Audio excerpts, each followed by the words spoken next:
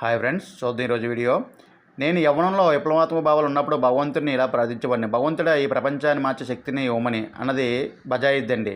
Next అంతర్జాతీయ మానసిక కాంగ్రెస్ ఏ సంవత్సరాలు ఏర్పడింది? 1930 అండి.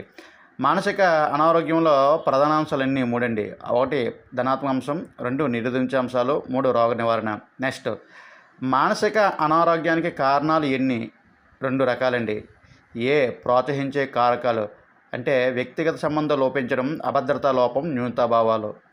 ఇవి దీర్ఘకాలమైనవండి. నెక్స్ట్ ప్రోగు చేసే కారకాలు ఆర్థికంగా నష్టపోవడం, ప్రేమించే వ్యక్తిని కోల్పోవడం, హఠాత్తుగా కలిగేవి. నెక్స్ట్ 1909లో నేషనల్ కమిటీ ఫర్ మెంటల్ హెల్త్ని ఎవరు ఏర్పాటు చేశారు? క్లిఫర్డ్ వీర్స్ అండి. నెక్స్ట్ వ్యక్తి తానుగా మొత్తం ప్రపంచంతో అనుభూతి చెంది సమర్థవంతంగా, సంతృప్తికరంగా, సంతోషదాయకంగా, సాంఘిక అనుకూలమైన ప్రవర్తన నెలకొల్పుకుని నిత్య జీవితంలోని పరిస్థితులను అంగీకరించడం అని మానసిక ఆరోగ్యాన్ని నిర్వహించింది బెర్నార్డ్ అండి.